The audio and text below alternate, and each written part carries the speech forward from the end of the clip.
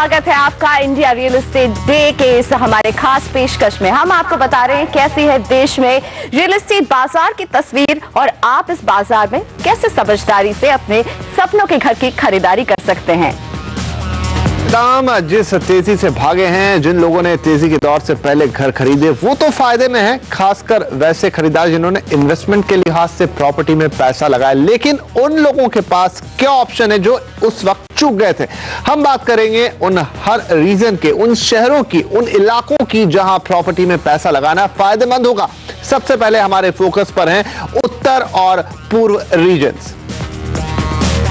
जी हाँ, और मेरे साथ यहाँ पर दो खास मेहमान हैं दिल्ली स्टूडियो में, जिनका तारुफ मैं आपको करवाना चाहूंगी। मेरे साथ हैं सीबी रिचर्ड एलिस के सीएमडी अंशुमन मैगजीन और साथ में उत्तर भारत के जाने माने डेवलपर ओमैक्स के सीएमडी रोहताश गोयल। आप दोनों का बहुत स्वागत है। आप दोनों से हम बहुत सारी बातें करने वाले हैं और जानने वाले हैं कि नॉर्थ में किस तरह का एक्शन है।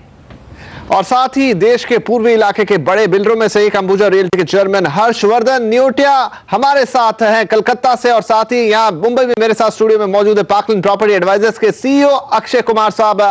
हर्षवर्धन जी और अक्षय जी, आप दोनों का भी बहुत स्वागत है हमारे इंडिया रियल एस्टेट डे में। तो आइए हम अपने इस सफर की शुरुआत करते हैं। और जैसा हमने आपसे कहा कि हम उत्तर भारत और पूर्व भारत की बात पहले करेंगे। आज हमने अपने इस पूरे शो को आपको बता दें 4 हिस्सों में बांटा है, उत्तर भारत, पूर्व भारत, साथ में पश्चिमी भारत और दक्षिण भारत। तो पूरे भारत को हम कवर करेंगे, लेकिन शुरुआत उत्तर और पूर्व से। अंशुमन, पहला सवाल हम आपसे लेना चाहेंगे। अगर दिल्ली एनसीआर की बात करें, काफी हॉट प्रॉपर्टी डेस्टिनेशन इसे कहा जा सकता है, लेकिन हाल ही में वहां जमीन को लेकर जिस तरह से विवाद हुए, इस पूरे इलाके में आप प्राइसेस को लेकर क्या इंपैक्ट पड़ता हुआ देख रहे हैं? देखिए, एनसीआर सर्टनली मैं कहूँगा इंडिया में टॉप में आएगा as far as real estate investment is concern. जो लैंड के बारे में प्रॉब्लम हुई एक एरिया में हुई जो ग्रेटर नोएडा, और लेकिन बाकी एनसीआर में उसका इम्पैक्ट उतना नहीं पड़ा। वो एक स्पेसिफिक एरिया की प्रॉब्लम है। प्राइसेस का देखा जाए, ऑलरेडी एनसीआर में प्राइसेस बहुत ज़्यादा बढ़ चुके हैं। पिछले 1 साल में भी बहुत ही इंक्रीज हुआ है प्राइसेस में, स्पेशली दिल्ली गुड़गांव में अगर आप रीजन में देखेंगे। लेकिन आने वाले समय में एनसीआर में इन्वेस्टमेंट्स होगा। होपफुली ग्रेटर नोएडा का जो एरिया में जहाँ के लैंड के इश्यूज थे वो रिजॉल्व होंगे। उसके रिजॉल्व से मैं एक्सपेक्ट करता हूँ कि वहाँ इन्वेस्टमेंट आएगा। लेकिन जो प्राइसेस का इंक्रीज है आगे, वो उस रेट पे नहीं होगा, क्योंकि ऑलरेडी प्राइसेस बहुत ज़्यादा बढ़ चुके हैं। मेरे हिसाब से मार्केट जनरली फ्लैट रहेगा, लेकिन एक्टिव रहेगा, ट्रांजैक्शंस होंगे। लेकिन आई डोंट एक्सपेक्ट कि और क्योंकि एनसीआर में अभी भी काफ़ी इकोनॉमिक ड्राइवर्स हैं, इंफ्रास्ट्रक्चर बेटर है, रियल एस्टेट मार्केट एनसीआर में एक्टिव रहेगी। चलिए, यानी प्राइसेस के फ्रंट में दिल्ली एनसीआर के लिए अच्छी खबर है। अंशुमन का कहना है कि प्राइसेस ऑलरेडी इस लेवल पर है कि उसका असर नहीं पड़ेगा। रोहताश गोयल जी, आपसे जानना चाहूंगी, नोएडा एक्सटेंशन का जो पूरा मामला उठा, उसका फायदा आपको लगता है दिल्ली एनसीआर के कुछ लोकेशंस को मिला है? देखिए, उसका फायदा सिर्फ थोड़े से पीरियड के लिए मिला है, करीब 4-5 महीने के लिए। जब तक ये विवाद में रहा है तब तक इन्वेस्टर या एंड यूजर नोएडा एक्सटेंशन को छोड़ करके नोएडा में आया या दिल्ली में आया या गुड़गांव में आया। लेकिन ये प्रॉब्लम मेरे ख्याल में बहुत जल्दी सॉर्ट आउट होने वाली है। जो इलाहाबाद हाई कोर्ट ने बोला है कि भाई ये हम आपकी लैंड क्लियर कर देते हैं, लेकिन आपको एनसीआर बोर्ड से इसकी जो चेंज ऑफ लैंड यूज है वो क्लियर कराना पड़ेगा। और एनसीआर सेल ने ऑलरेडी जो मास्टर प्लान है जो ग्रेटर नोएडा का, वो क्लियर कर दिया है। और उसमें जितनी भी समस्याएं थी मास्टर प्लान को लेकर के, जो नोएडा एक्सटेंशन में कंस्ट्रक्शन होनी थी जो रुक गई थी, वो मेरे ख्याल में अगले 3-4 महीने में क्लियर हो जाएगी। तो जो आने वाला पीरियड है, मुझे लगता है कि नोएडा एक्सटेंशन में रेट काफ़ी कम रेटों पे प्रॉपर्टी ऑफर हुई थी। 1700 रुपये से लेकर के करीब 2000 रुपये तक रेट ऑफर हुआ था, जो मुझे लगता है कि आने वाले टाइम में जिसका रेट मिनिमम 2600-2700 रुपये होना चाहिए। तो इस वक्त जो हॉट डेस्टिनेशन जो रहेगा एनसीआर में, मुझे लगता है जो एरिया जो सबसे पहले ज़्यादा पिटा था, वो एरिया सबसे ज़्यादा हॉट होने वाला है। यानी कि नोएडा एक्सटेंशन की स्टोरी में अभी भी दम नजर आ रहा है। अक्षय, आपके पास आना चाहूंगी और समझना चाहूंगी कि अगर हम ईस्ट इंडिया की बात करें, पूर्वी भारत की बात करें, तो वहां आपको किस तरह का एक्शन दिख रहा है? कौन से वो लोकेशन है जो आपको लग रहा है उभर रहे हैं? ईस्ट इंडिया में तो अगर आप बात कर रहे हैं तो कलकत्ता की तो बात होनी ही होनी है। हमें लगता है कि कलकत्ता इस वक्त थोड़ा सा स्लो डाउन है, पर जनरली रेट्स इतने बड़े नहीं हैं लास्ट 12, 18, 24 महीने में, इसलिए वहां पे कामकाज तो फिर भी अच्छा हो ही रहा है। दिवाली शायद इतनी अच्छी नहीं रही है डेवलपर्स के लिए, बट सामान बिक रहा है स्लोली और रेट्स भी काफी स्टेबल हैं। लगता है कि अगले 12 महीने में ऐसे ही रहेगा। बाकी भुवनेश्वर में भी थोड़ी सी स्टेबिलिटी है और जनरली ईस्ट इंडिया स्टेबल है। चलिए, तो अक्षय कह रहे हैं कि यहाँ पर कलकत्ता का मार्केट थोड़ा स्लो डाउन का शिकार हो रहा है, या कहें कि दिवाली यहाँ पे फीकी रही। अब हम सीधे चलते हैं कलकत्ता, जहां पर हमारे साथ मौजूद हैं हर्षवर्धन न्योटिया साहब, अंबुजा रियल्टी के चेयरमैन। हर्षवर्धन जी, कलकत्ता की बात करें तो पिछले अगर 6-8 महीनों में काफी बदलाव भी आए हैं। सरकार वहां पर बदली है, एक 20 साल से चल रही सरकार बदल कर नई सरकार आ गई है, तो और साथ में रियल एस्टेट के मार्केट में भी हम काफी परिवर्तन होता देख रहे हैं। आपको इस वक्त कलकत्ता की पिक्चर कैसी लग रही है? मैं सहमत हूं। हमारे जो कुलीग हैं जो आपसे अभी बात कर रहे थे, स्टेबल है यहाँ का मार्केट। यहाँ का मार्केट में बहुत ज़्यादा इन्वेस्टर्स का इंटरेस्ट नहीं रहा है हिस्टोरिकली। कभी कभी आता है, अभी इस वक्त इन्वेस्टर्स थोड़े शाई हैं, लेकिन जेन्युइन यूजर्स अभी भी हैं। और एक चीज़ देखा गया है इस मार्केट में अभी कि जो अच्छे प्रोडक्ट्स हैं उनका थोड़ा इम्पोर्टेंस ज़्यादा है और उसमें मूवमेंट्स अच्छे हैं। और जो प्रोडक्ट्स में थोड़ी कंसेप्चुअलाइजेशन में कमी रही है या फिनिशिंग में थोड़ी कमी रही है, तो उसमें थोड़ा सा दिक्कतें आ रही है। बिल्कुल, यहाँ पर उम्मीद करते हैं कि कलकत्ता के मार्केट में एक बार फिर से हम वही तेजी दोबारा आते हुए देखेंगे। लेकिन हर्षवर्धन जी, एक और इंपॉर्टेंट मुद्दा है जिस पर मैं आपका भी रिएक्शन चाहूंगा, बाद में हम दिल्ली में चाहेंगे प्रियंका रोहतास जी का भी रिएक्शन लेके। रियल एस्टेट रेगुलेटर जो बिल है उसका ड्राफ्ट बिल तैयार हो गया है, कल ही आया है। कल हमने उस पर काफी लंबी चौड़ी चर्चा भी की। आपका उस पर फर्स्ट रिएक्शन क्या होगा हर्ष जी? कॉन्सेप्चुअली मैं उसके सहमत में हूँ इन द कॉन्टेक्स्ट की एक बिल होना चाहिए, क्योंकि ये जो भी कंज्यूमर्स के प्रॉब्लम्स हैं उसको एड्रेस करने के लिए।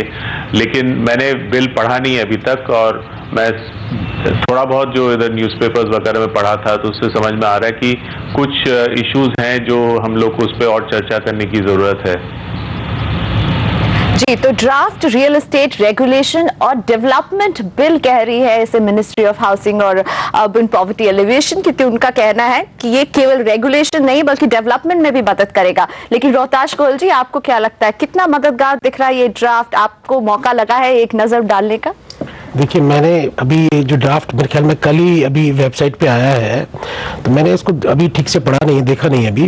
लेकिन जो पहले जो शुरू में जो ड्राफ्ट आया था वो मैंने देखा था, तो वो मुझे लगता है कि वो कंज्यूमर को प्रोटेक्ट ज़रूर करता है, लेकिन जो ग्रोथ है और जो एग्जीक्यूशन है, एग्जीक्यूशन जो रियल एस्टेट की जो एग्जीक्यूशन है उसको काफ़ी वो हैम्पर करेगा। उसमें काफ़ी इम्प्रैक्टिकल चीज़ें मेरे हिसाब से उसमें डाली गई हैं, तो उसमें काफ़ी सुधार की जरूरत है। एज इट इज वो आएगा तो it will be a fatal to the industry.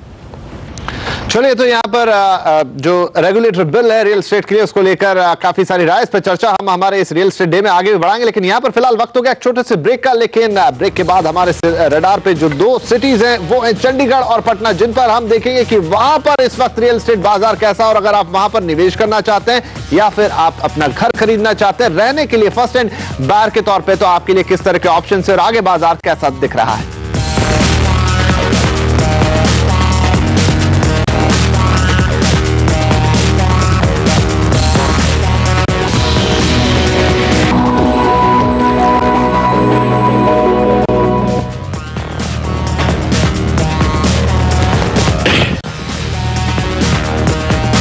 Welcome back. India real estate day में हम बात कर रहे हैं दिल्ली एनसीआर से लेकर के पूरे नॉर्थ में उभरते हुए कुछ हॉट प्रॉपर्टी लोकेशंस के बारे में, और ऐसा एक लोकेशन है चंडीगढ़ का। यहाँ पर हमने हाल में देखा है मोहाली और पंचकुला जैसे इलाकों में कई ग्रुप हाउसिंग टाउनशिप्स तैयार हो रहे हैं और यहाँ डिमांड भी काफी गर्मा रही है। एक नजर चंडीगढ़ के प्रॉपर्टी बाजार पर।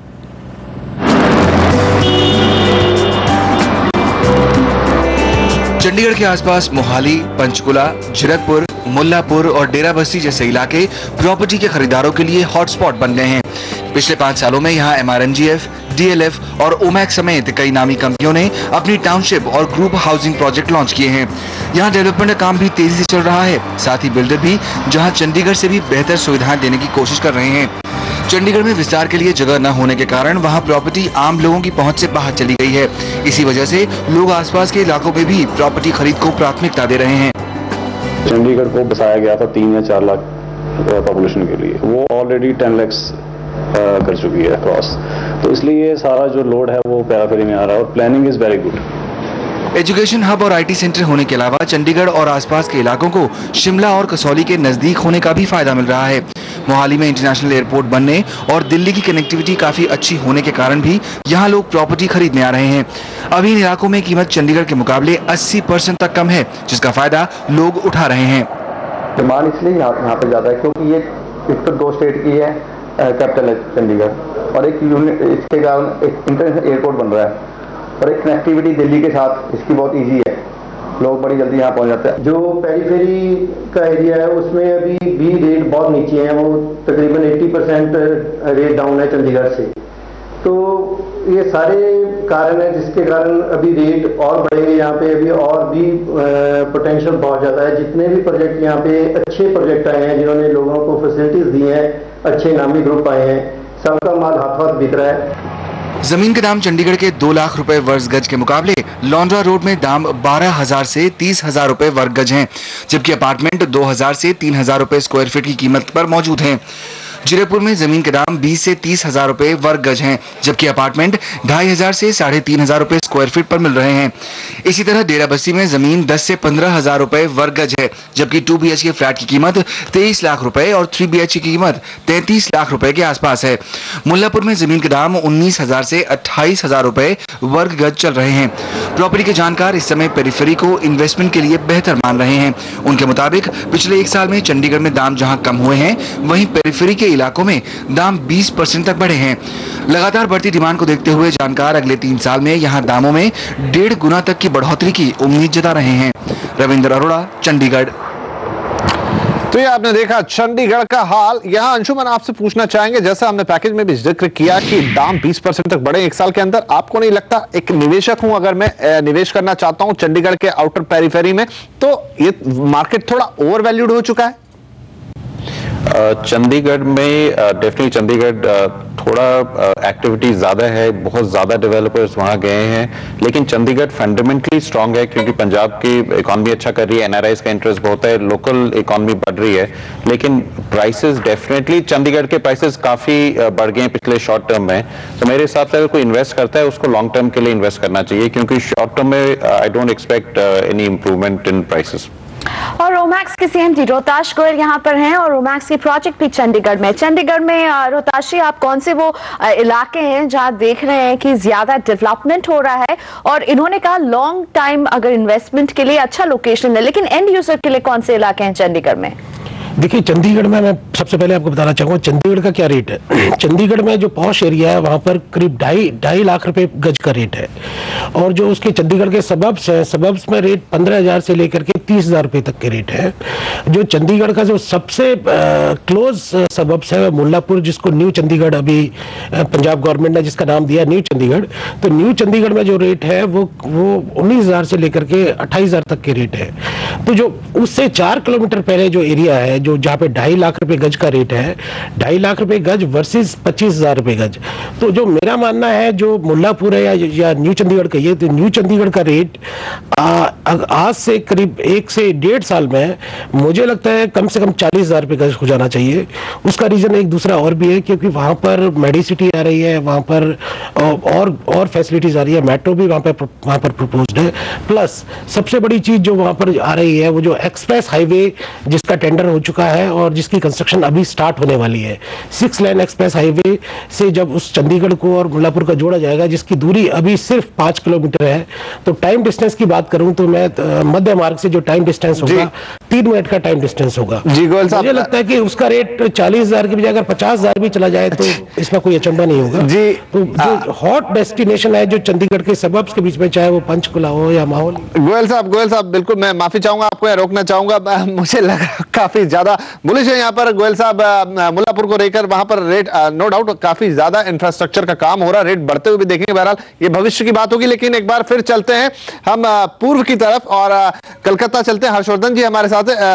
हर्ष जी, हमने बात कलकत्ता की थी, लेकिन अगर मैं पूर्वी भारत की बात करूं, थोड़ा और आगे की तरफ बढ़े तो एक पटना एक ऐसा डेस्टिनेशन है जो हमको नए तौर पर एक नए सिटी के तौर पर उभरता हुआ दिख रहा है। एडमिनिस्ट्रेटिव चेंजेस काफी हुए हैं, सरकार बदलने के बाद काफी काम हुआ है, प्रॉपर्टी मार्केट भी काफी डेवलप हुआ है। आपको क्या लगता है वहां पर निवेश के लिहाज से अब माहौल कैसा है?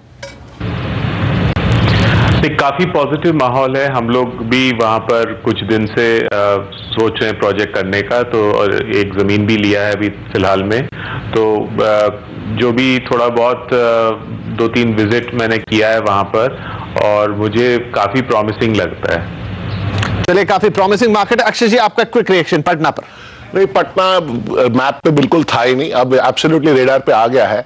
मुझे लगता है कि इन्वेस्टर और यूजर्स वहां पे अभी हंग्री हैं, भूखे हैं, क्योंकि अच्छी सप्लाई आई नहीं है वहां पे। और मुझे लगता है कि अगले 2-3 साल में आप पटना के बारे में काफी सुनेंगे, क्योंकि वो मार्केट बहुत ही एक्टिव हो जाएगा। चलिए, पटना के बारे में आने वाले 2-3 साल में काफी सुनने को मिलेगा, यानी एक हॉट प्रॉपर्टी डेस्टिनेशन आपके इसलिए हो सकता है। नोट करके रखिए पटना का नाम भी। बहरहाल यहां पर हम लेंगे एक और छोटा सा ब्रेक, लेकिन जब लौट के आएंगे तो हमारी चर्चा होगी और 2 टॉप डेस्टिनेशंस पर, लेकिन वो हम आपको बाद में ही बताएंगे। फिलहाल लेते हैं यहां पर एक छोटा सा ब्रेक।